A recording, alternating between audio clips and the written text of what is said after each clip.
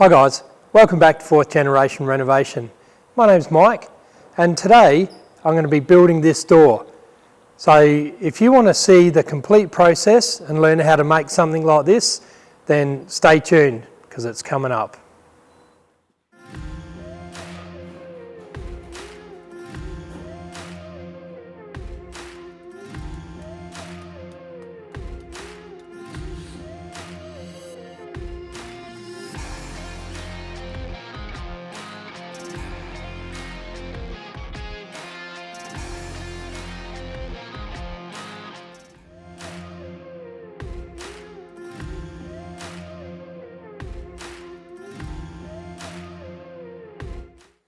Okay, so on this video guys, I want to go in more detail how to make these doors up. I have done the video on making of the front door, which is pretty much the exact same design as this, but I didn't show you a lot of the detail. So I want to back it up a bit and show you more detail on this one. So what I've got the rails here. Now, these rails have been cut. All of this stuff has been pre-cut for a standard like bedroom door, which is 820 wide. This pantry door is 700 wide, so I'm going to have to cut these, but don't worry about that right now. So the rails that I've cut up here, this is the top rail. You can see it's got the arch on it, and the inside width of the rail is 130. So we've got a 130 top, then we've got a 260 wide centre rail, and then the bottom one is, forget what this one is, 195 is the bottom one. So generally what you have on a solid timber door is the biggest rail is the centre one, then you have a bottom one which is bigger than the top, and then the rails will be the same size as the top. So I'm sticking with that. So I've got the arch to cut in this one, as you can see, but the centre section there will be the same width as the side stiles. So I hope I've explained that all right. It's a bit confusing maybe. So what I'm going to do first up is I'm going to cut this arch in it and route it so it's ready to cut to length. And I just want to mention that all this timber came out of, this original size of this timber was 150 by 50. So all of these pieces I've machined down, and I've machined them down to 130 by 40.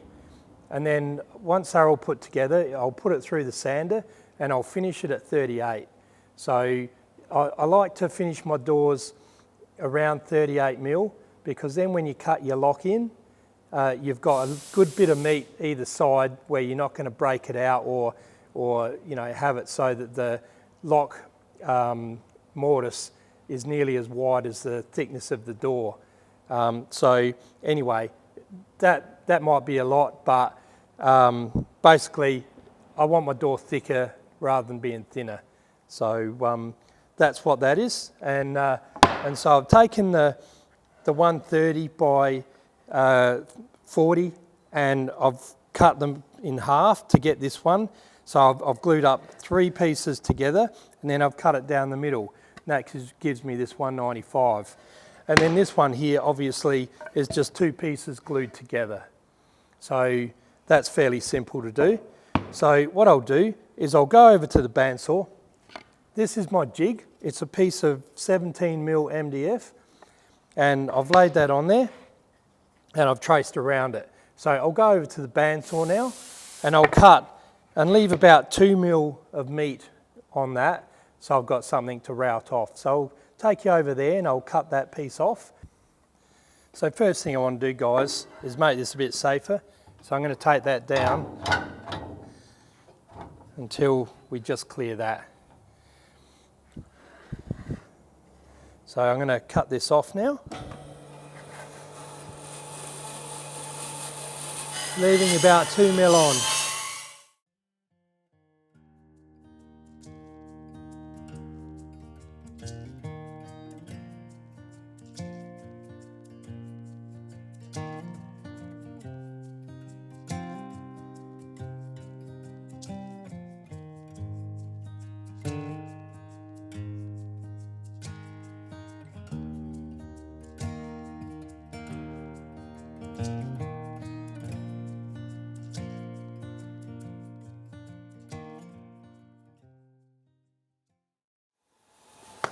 So you can see there, guys, I've left 2mm on, and that'll give me a nice amount to route off without being too much, without leaving any saw cuts that I've missed. So I'll route that off now. So I want this to be underneath. So what I'll do is I'll screw that on there. Actually, I won't bother screwing this on. I'll just clamp it to the bench, make sure that it's sticking out both sides enough. So that's perfect there. So I'll clamp this on.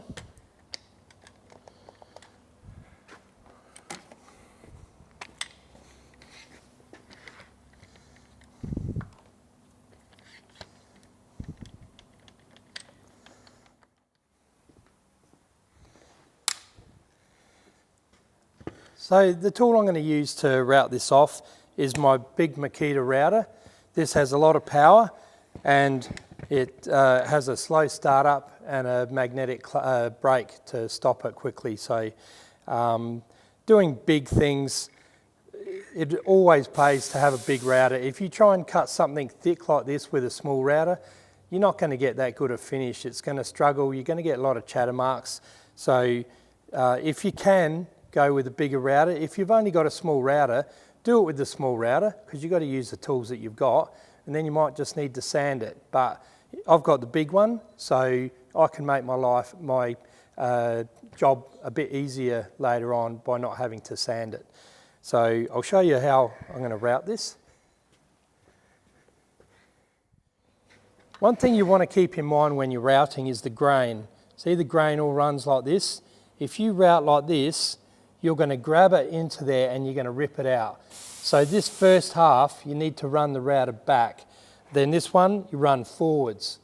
And then after you've done that, you can just run all the way through just to do a light skim to get it all perfect. So you've got to always think about that. Pine's not so bad, but if you're doing it with hardwood, you'll grab those bits and you'll rip out and leave a big chunk, and that's not going to end up with a good job at the end. So I'll show you how I route this. Plug this one in.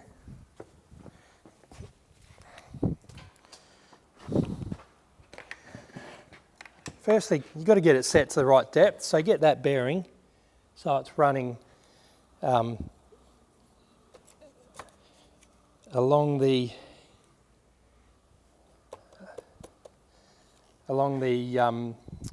jig with the bearing, and the cutter is just below the bottom of the piece of timber that you're cutting. So I'll run this backwards.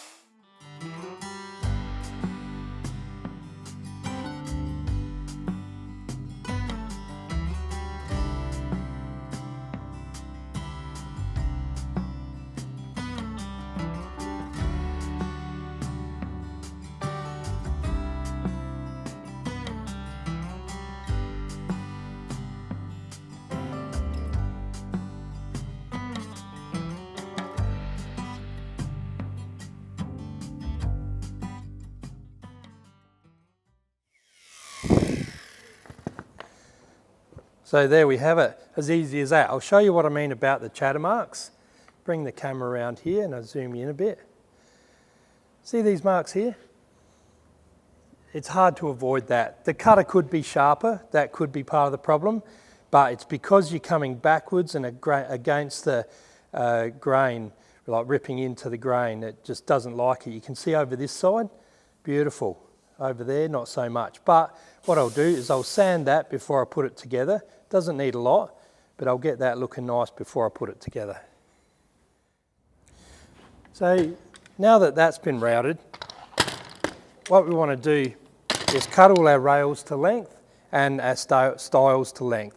We know that the stiles we want to finish at 2040, standard height of a door.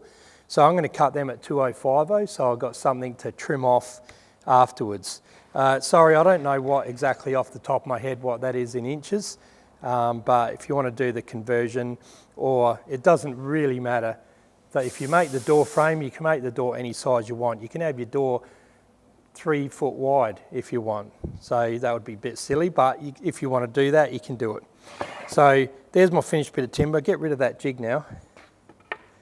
And I'll get my calculator out. And I'll work out my width. So I know I've got 700. Oops, 700. And I'm going to minus off 260 for my styles. That leaves 440. And what have I got here? I've got 582.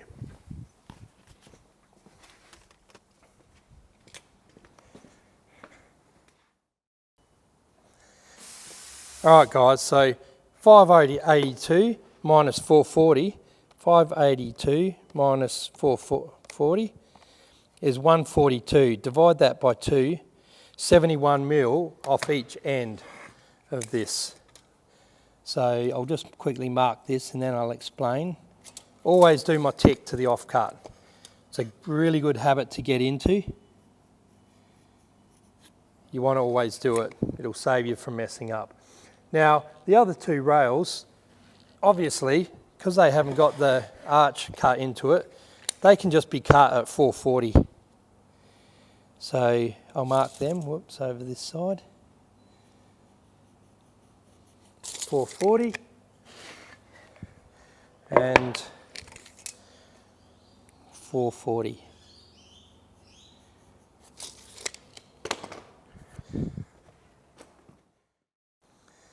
So I'll just get you in close here, guys. You can see where I've marked it is over this side. I've done that on both those pieces. That one I've just done in the middle because I've got to spin it round. But I've done that because I know on my drop saw, I'm going to hold it on my right and I'm going to cut here. So I want to drop it down on there and push it in. So I'm always thinking a step or 2 steps ahead just to make my life easy. All right, as luck would have it, guys, those marks that I got on the ends, I'm going to be cutting them out. So that's pretty lucky. All right, so I'll cut this out. So what you want to do, I've said this before, but I'll just go through it again. You want to get it close, cut down, move it over a little bit, cut down. Keep doing that till you're taking half that pencil line off and then go through and cut the whole piece.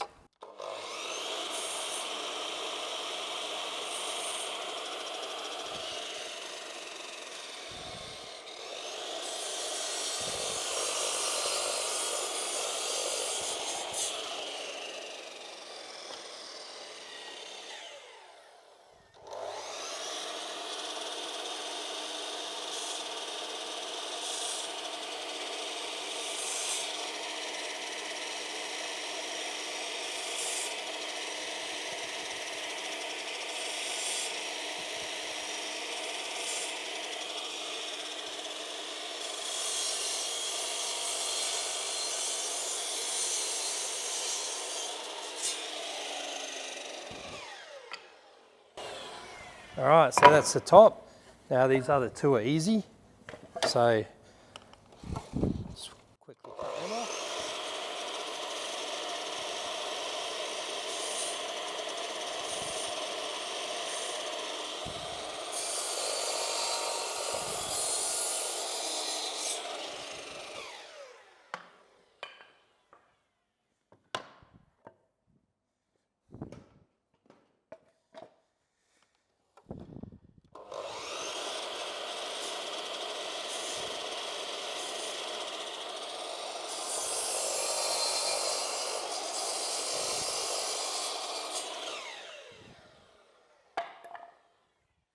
Right, so I've just cut the styles now, so 2050, and same thing, I've measured along and I've cut them on that side, so they're on the right side for the saw.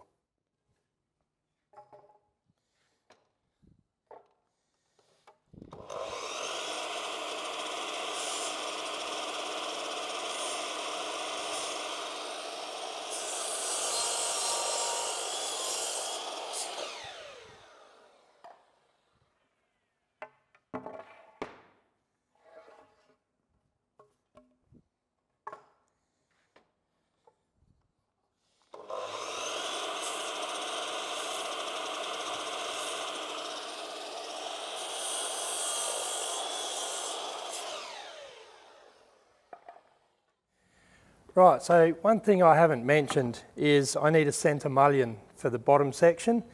So I've got this. Now I've made this 70 mil. So I've got that 70, and I know from the other doors that this needs to be 1 metre long. So I'll go and cut that on the drop saw, and then we'll mock it up and check all the dimensions. First cut the end off to get it nice and square.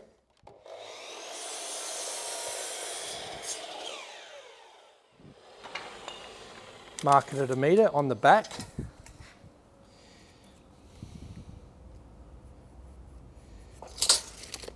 Then when I spin that over, it's at the front.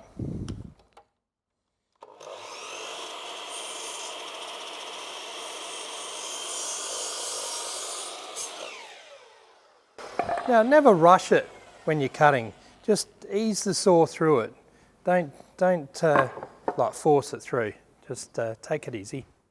Right, so we'll lay all that out and see how that looks.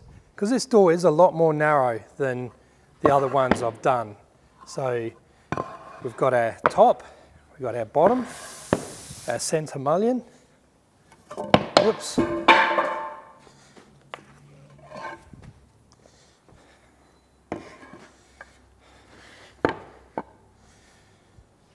Now, yeah, so this one, I have got 2 mullions on the other doors that I've made.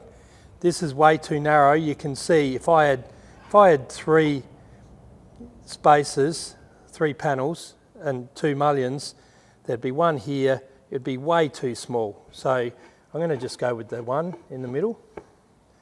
So get these in position.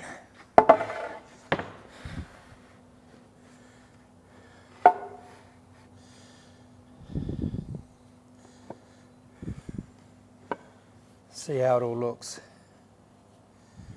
That's looking good. This will have the same moulding as what the other doors will all have. So yeah, I think you can see that's not too big or too small, and these gaps, these spots where the panels will be, aren't too large and they're not too small. The centre mullion, I believe, needs to stay at 70. If we make that smaller, it just won't look right against the other doors. So yeah, I'm happy with that. So I'll go ahead and work out all my panel size and start grooving.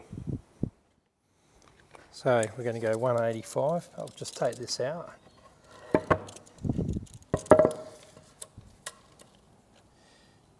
$185.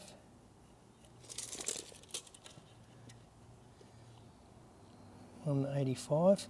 And then what I like to do is get the rails, the rails, put them together and mark them through like that.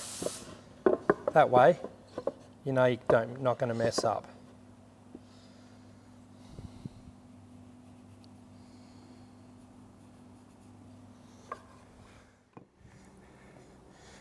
Okay, I should mention one very important thing. Always do your dowel joints, your biscuit joints, your domino, your dowels or your biscuit joints. Always do them before you do any grooving. Because what will happen is you'll go through and you'll do your groove in the middle, and then you'll be running your dowel or your dominoes or your biscuits, whatever you got, in to do those joints, and they'll hit the groove and it'll deflect so that it's running in the middle of that groove. And if your machine is a few mil out for whatever reason, it's not exactly in the centre, or even if it is right in the centre, it'll grab it, and I know with the domino machine, because it runs like a drill, it'll grab it and it'll pull it one way or the other.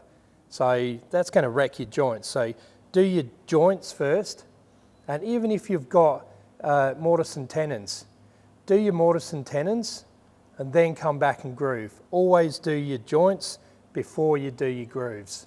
It just is a foolproof way of not messing up. So take my word on that one. I've learned the hard way, and now I always do my joints first and then do my grooving second.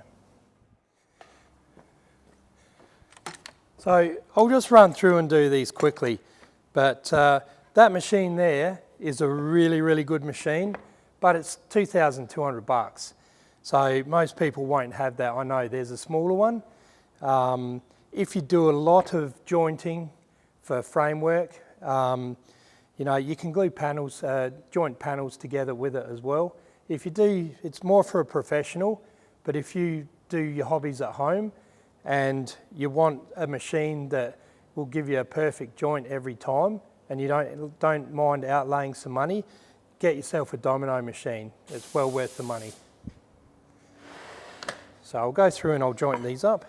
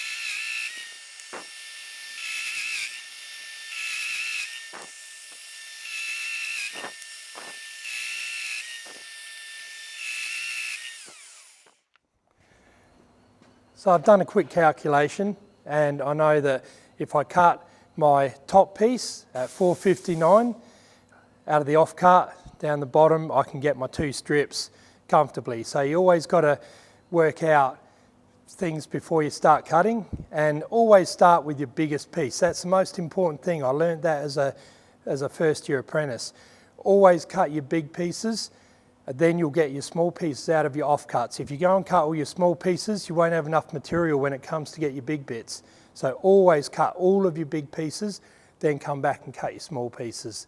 Trust me, it's a lifesaver.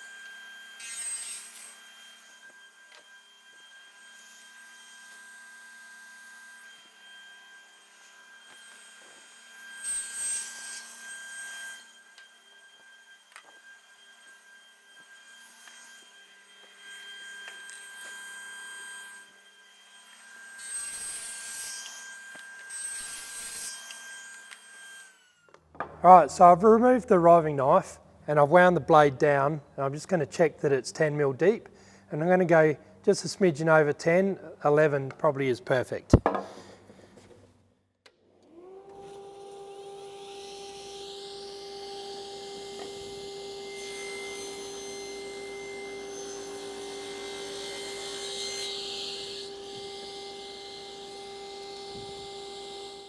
Alright, that's right on 9.5, so I'll go up a bit. Do that again.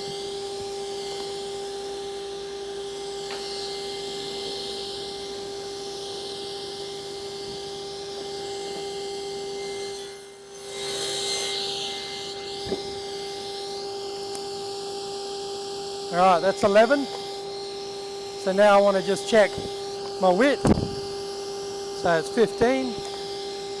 Run it the other way.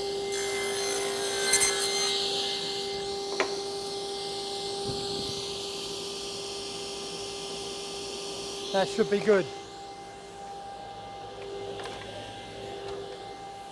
Don't know why I just threw that away. Anyway.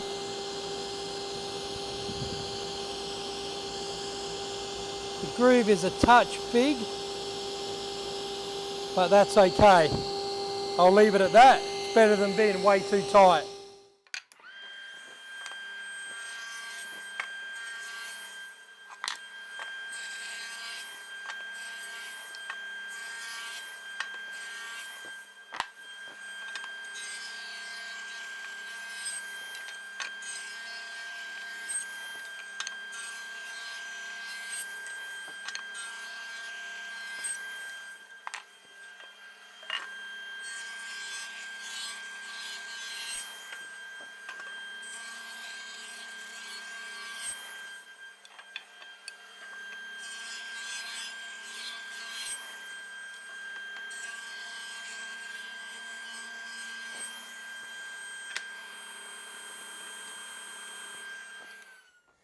So I've worked out so that the fence needed to be 15 mil from the blade. So that gave me those 2 cuts. Now I need to set it up right in the middle and remove this center one.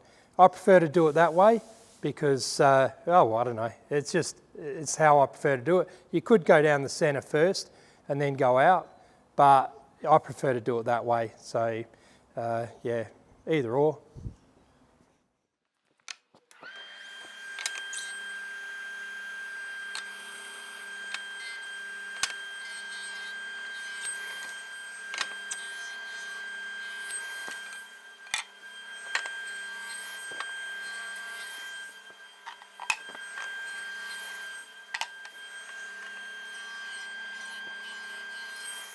So this is the feather cutter. So it's just a 3mm cutter with a bearing on it. So the bearing will run along the inside, the underneath side, and the cutter will put the groove in it. So what I can do is set it up exactly to the size off of this, and I'll know it's going to work. So, so I can put it in there till it touches and lock it off, and away I go. So I'll change this bit quickly and I'll come back.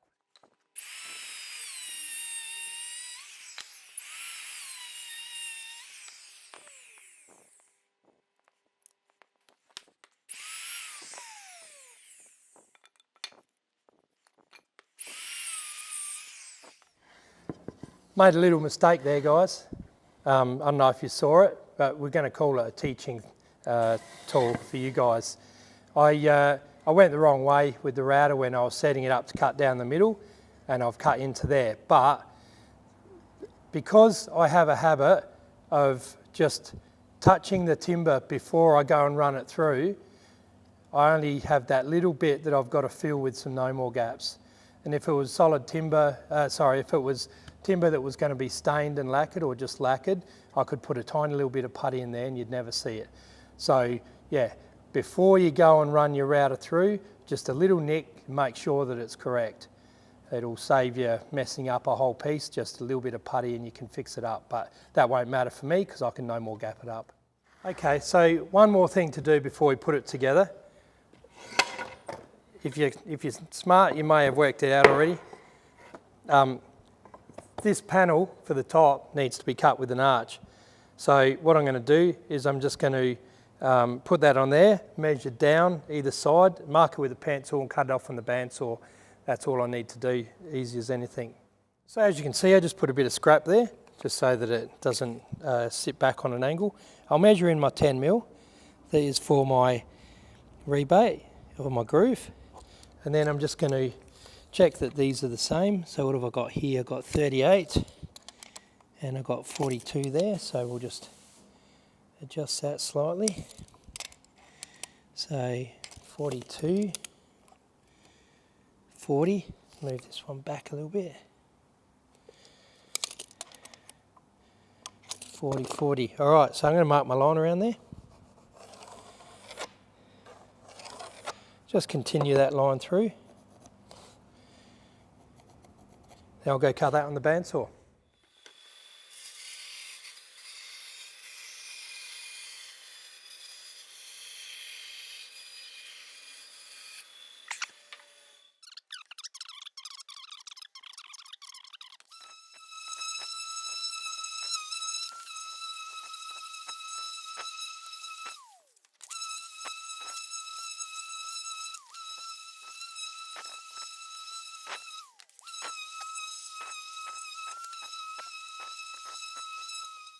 I think I already said one more thing to do, but there's another one more thing to do. I've got to put a chamfer on the, so this is the middle rail. You've got the mullion down there. This is going to have a chamfer down either side. So I'll just route that in before I put it together. I won't be able to do it afterwards. So I've got another one of my little offcuts. I've drawn my lines there for where my panel is going to be, and I'm going to do a little test piece, see if I like it.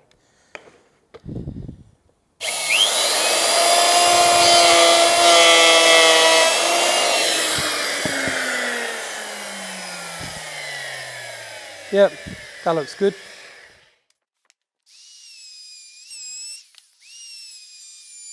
So there we have it, guys. So little chamfer, I've put a stop. I've come in 50 mil to the corner, and that's a standard that I'm doing with all the work that I'm doing for the house. Always come in 50 mil. So that's all there now. So all I need to do now is glue it up. So we'll get that glued up, and we're nearly there with this whole thing.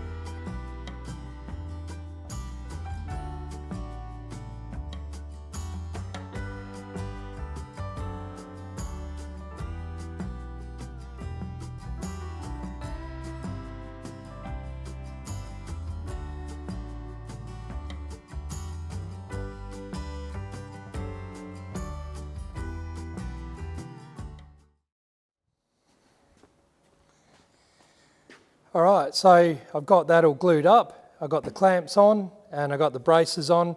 This will all stay in clamps now until I come in tomorrow morning. So it's always good to, something like this, glue up at night, and then when you come in the morning, you unclamp it and sand it. That way you're not rushing it. If you do it, glue it up in the morning, then you tend to, a couple of hours later, you go, that's good enough to take out the clamps, which it usually is, but it's not the point.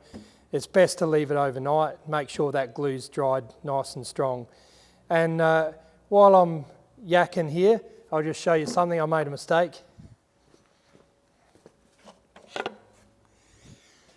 Here's panel number 1. I misread the tape measure, and what I did was instead of adding 19 mil on, I took 19 mil off, ended up too small. So that was a bit of a bummer because I had glue drying, so then I had to work flat out. That's why it's always good to check your panels, but because I got distracted with work, I got off the job and then came back onto it, and that's always when you're going to make a mistake. So it's always good to follow a job through and finish off a full process, not do half a process and then come back and finish it. So do the whole process, then like this, when it's dry in the morning, I start a whole new process of sanding it and doing the beading. So yeah, made a mistake, but it's not the end of the world. I quickly cut another panel and put it in, and we got it all glued up. So, you know, you will make mistakes as you go. You know, I make my fair share of mistakes, but you know, it's how you overcome the mistakes, not how many mistakes you make. So I've always been good at overcoming mistakes, and you know, you do learn to do it over the years. The more you do things, the more you learn. Oh damn it, I've made a mistake, how do I get out of it? Oh, boom, boom, boom, done. There we go, no need to cry about it. So the door's looking good. I like this, the smaller format of this door. It should look good on the pantry. The panels did turn out, rather than being too small, they turned out a little bit too big, but it's 6 one, half a dozen the other. Which way do you go? So anyway, we'll come in the morning and we'll continue on with this door. So I'll see you then.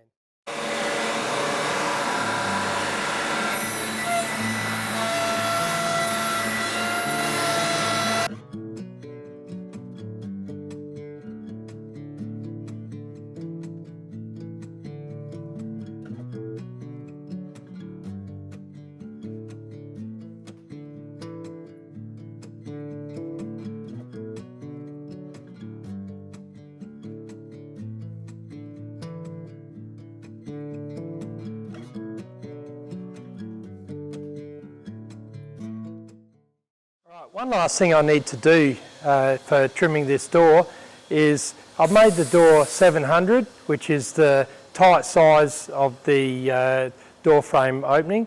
So I'm going to take 6 mil off. That gives me the 3 mil. If you remember, I did a 3 mil rebate around the transom. So the gap should line up with that exactly. No one's going to really notice that, but you have to have a plan, and that's my plan. So if I need to trim a little bit more off, I can. And I know with the hinges, you know, I might have to spring them across a bit just to give it a little bit more than, because it's probably only a mil gap. But if all goes well, we'll end up with a 3 mil gap all the way around, which will be the same as the transom. So we'll get in and do that, and then we'll go on and make up the beading. Being very forgetful today. One more thing, I've just got some fresh blades in my planer. I'm going to take a nice swipe off the opening edge of this so that I've got a good clean edge with no saw cuts. So I'll get in and do that, and then we can start the beading.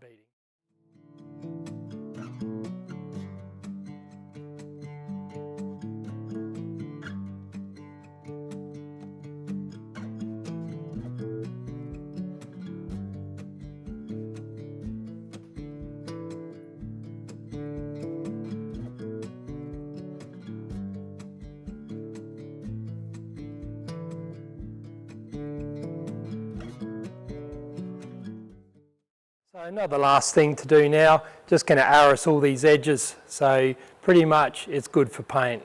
So I'll get that done and keep moving forward.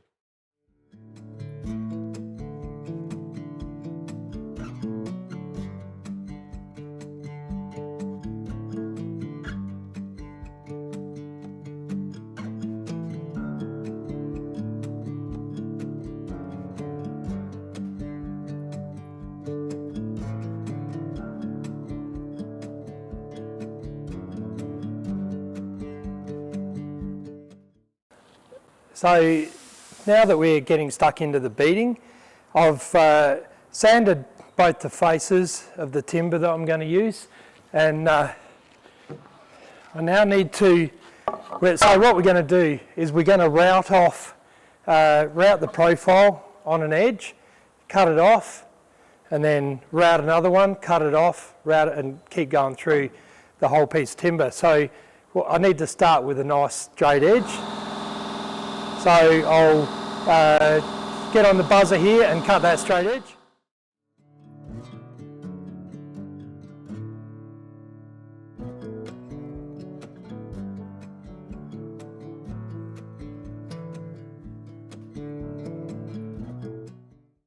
Right, so this is the cutter we're going to use. So we're going to run it along that edge on the bearing, and then we'll go and trim it off. So for that, we want this big router. So I'm going to clamp this on here now, and I'm going to route one edge, and then I'm going to go and trim it, and then route another edge and continue. So it's the same thing I did last time, but I'm trying to give you a bit more detail on exactly what I did. So I'll get in and start that now.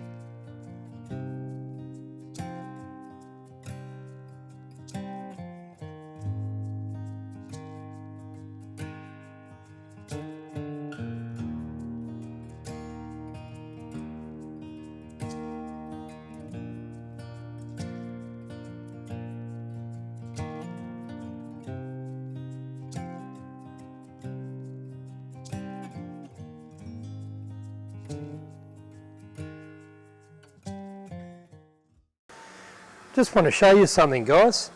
Don't know if you'll be able to see it. Let's just have a look behind the camera. Yeah.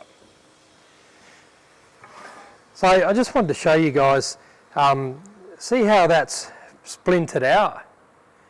That's all to do with the cutter. If you imagine the routers like that, going like this. And what it does is it grabs hold of the grain and it splinters it off. So if you run backwards, it will cut it down in little sections, so as it rolls along, and it won't do that, but it's hard because it wants to force the router that way. So what you can do, and I just did it, you would have seen me just doing it, is you take it off in little bites. So you go like that. And what that does is if it starts to splinter, it's only got that far and it doesn't get to the point where it rips a big chunk out. So I've gone through and I've done it like that on this other piece, and it's come out beautiful, much better. So I'm going to do that on each one. But that could ruin your day. If you keep running the router like that, you could machine up all of this timber and not get enough to do the job. So I'm going to route it with the second method of taking it out in little bites as I go backwards. And that way it'll all come out nice like that, and I won't have to do as much sanding. That's another bonus of it. So anyway, I just thought I'd show you that. Right, so I've got all of the beading routed. Now I've got to cut the excess off, that little piece there that the bearing ran along. So I'll trim that off, and then I have to put a rebate on it because it sits over the framework, and this piece here sits down onto the panel, and then it's rebated so it sits over the framework. So I'll trim this little piece off first, and then I'll go and put the rebate on it. So I'll set the saw up and get into that.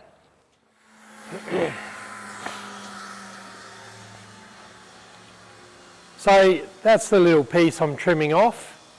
So if you have a look along that, you can see I'm just going to leave the round, no little quirk on the end that you would quite often use with this type of beading. So it's going to go straight into the round. So this is one that I've done. So you can see that I've cut the round off, and then I've put a rebate on it, and that sits over the framework. So that's the next job.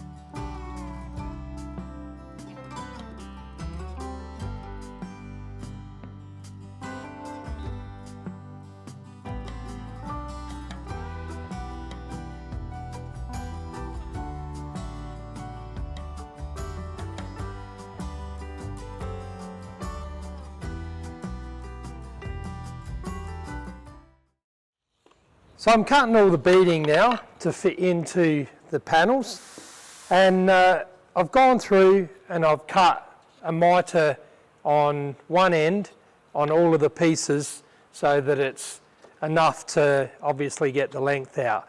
So I've got all the little bits and all these. I've gone through and checked that there's no splintery bits or bits missing, so that I don't have to make another one later on.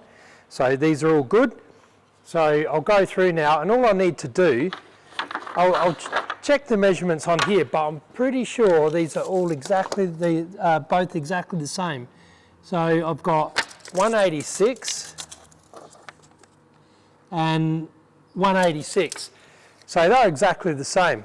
So all I need to do, and I know the length is the same because I set it out, that's a metre.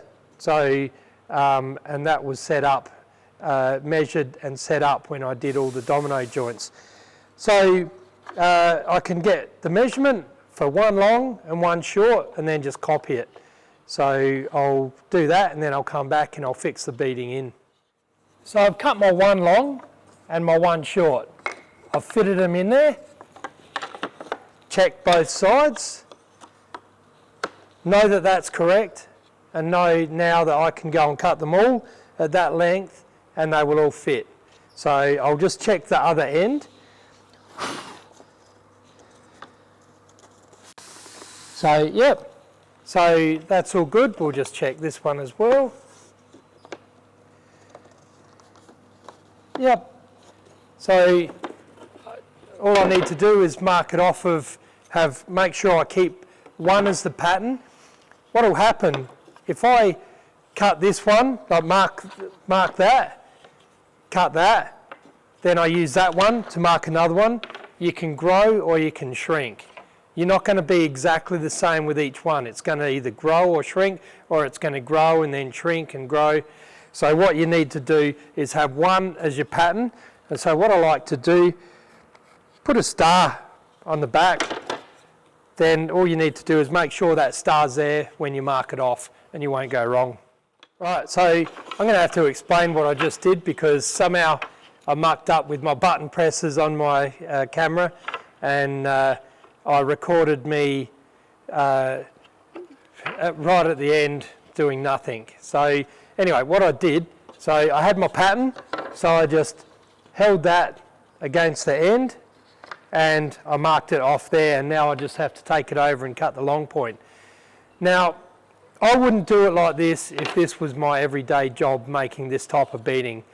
I would either have a guillotine or I would have a fence set up with some stops, but I don't have anything like that because I don't normally do beading. So this is fine doing it like this for these few pieces. But yeah, if it was every day, I would get set up better. So what I do, every one that I mark, I count. And then when I get to 8, that's how many bits I need. I know that I haven't shortchanged myself one, or if I've got extra in there that I don't need to cut. Because there's no point cutting something to a length and having a spare. If I've already looked at the quality before when I cut the first mitre on, I've checked the quality of all the pieces. So I don't want to cut anything to the actual length because that just makes it shorter. And then if I've got a door that happens to be 10 mil longer in the panel, it's no good. So I do that, and now I just have to go and cut them all, and then I can fix them in. So I'll go and get them all cut.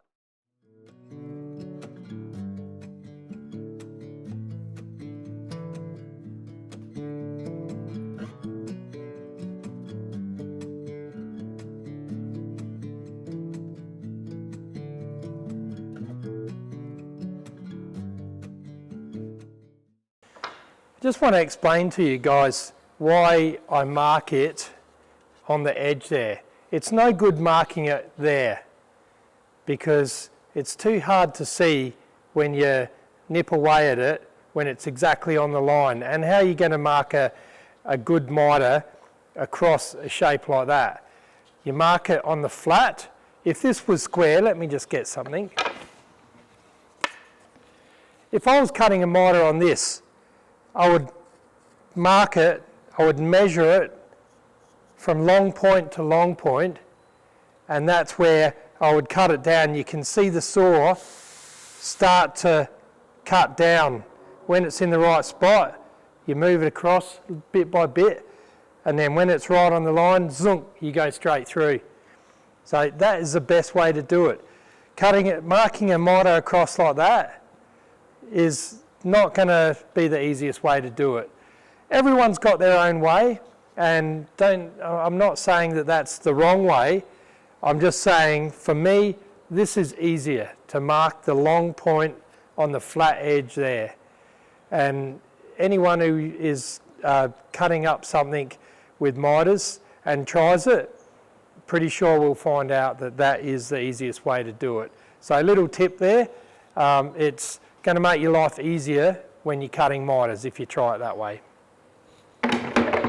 So anyway, they're all cut now, so I'm going to nail them all in place now, and that's pretty much the door finished. So what I'm going to do, I'm going to take this door home with the sorry, I got distracted. The tarp on my 68 Charger out there was flapping. I thought it was a person.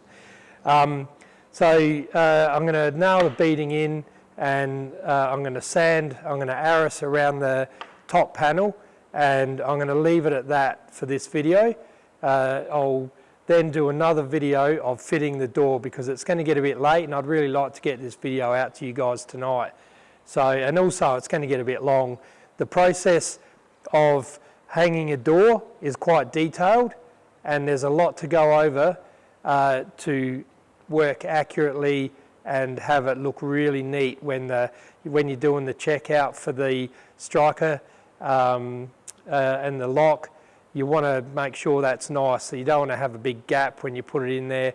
You don't want to have to putty it up, or you don't want it to stick out. It's got to be just right. So I'll do that video one on its own for fitting the door. So I'll get and put this beading on, then we can load everything up in the ute, and I can go home and get this video going.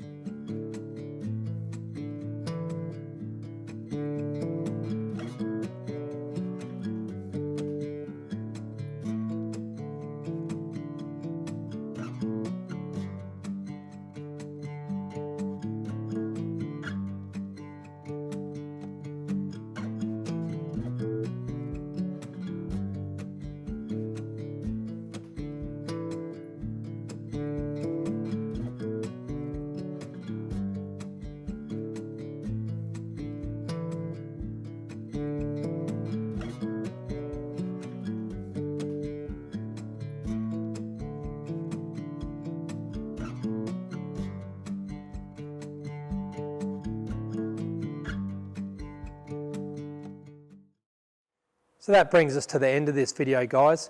Hope you enjoyed that. I hope I explained everything really well. And if you want to just give me a comment on what you thought about the video and any ideas on what I could do better, or just tell me well done. I'd really like hearing that, and it would give me great encouragement. So I'll leave it at that, and there'll be more videos like this coming, so keep watching, and I hope you get a lot out of it. So thanks again. We'll see you on the next one. Cheers.